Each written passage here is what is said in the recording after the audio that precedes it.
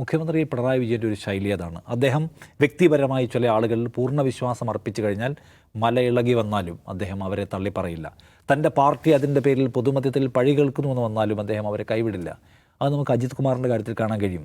തൻ്റെ പാർട്ടി എന്താണോ നയപരമായി നിൽക്കുന്ന ഒരു പൊസിഷൻ, അത് RSSനെതിരാണ്. അപ്പോൾ തങ്ങൾ ഇന്ത്യയിൽ ആകപ്പാടെ ഒരിടത്ത് CPIM ഭരിക്കുന്ന ഒരു സ്ഥലത്ത് അവിടുത്തെ ഒരു DGP ADGP പോയി RSSകാരുമായി നിരന്തരം കൂടിക്കാഴ്ച നടത്തുന്നു. രാഷ്ട്രീയമായും കുഴപ്പമാണ്, ടെക്നിക്കലി എല്ലാം കുഴപ്പമാണ്. പക്ഷേ അദ്ദേഹത്തിൻ്റെ പ്രിയപ്പെട്ട ആളാണ് അജിത് കുമാർ. അദ്ദേഹം കൈവിടില്ല. P. ശശി, അദ്ദേഹത്തിൻ്റെ രാഷ്ട്രീയ ചരിത്രം എന്താണെന്ന് നമുക്കറിയാം. മലീമസമായ രാഷ്ട്രീയ ചരിത്രമുള്ള ആളാണ് P. ശശി എന്ന ഇപ്പോഴത്തെ പൊളിറ്റിക്കൽ സെക്രട്ടറി. അദ്ദേഹം പാർട്ടിയിൽ നിന്ന് പുറത്താക്കപ്പെട്ട ആളാണ്. ഒരു സുപ്രഭാതത്തിൽ അദ്ദേഹം ഗുരുതരമായ ആക്ഷേപം കേട്ട് പുറത്തുപോയാൽ പാർട്ടിയിൽ വരുന്നു. വളരെ പെട്ടെന്ന് സംസ്ഥാന കമ്മിറ്റിയിൽ വരുന്നു. മുഖ്യമന്ത്രിയുടെ പൊളിറ്റിക്കൽ സെക്രട്ടറി എന്ന് വെച്ചാൽ ആക്ടിംഗ് മുഖ്യമന്ത്രിയായി മാറുന്നു. അടുത്ത ഘട്ടത്തിൽ അദ്ദേഹം പാർട്ടിയുടെ പ്രധാനപ്പെട്ട ചുമതലയിലേക്ക് വരും എന്ന കാര്യത്തിൽ ഒരു തർക്കവുമില്ല, പിണറായി വിജയൻ ജീവിച്ചിരിക്കുന്നുണ്ടെങ്കിൽ.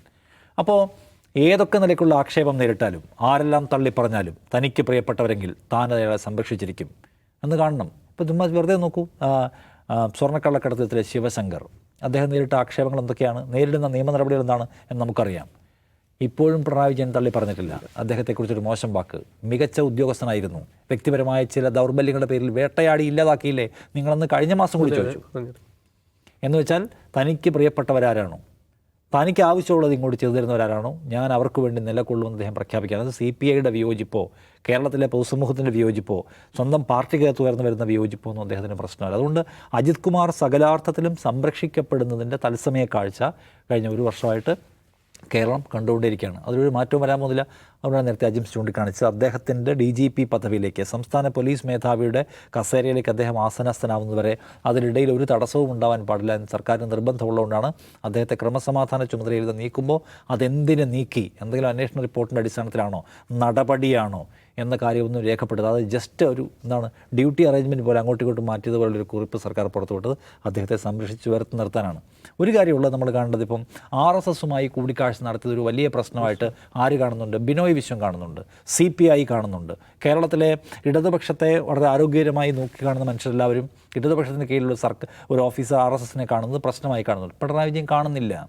എന്തിനാണ് നിങ്ങളിങ്ങനെ ബഹളം വയ്ക്കുന്ന ആറ്റിറ്റ്യൂഡ് അദ്ദേഹം തുടക്കം മുതൽ?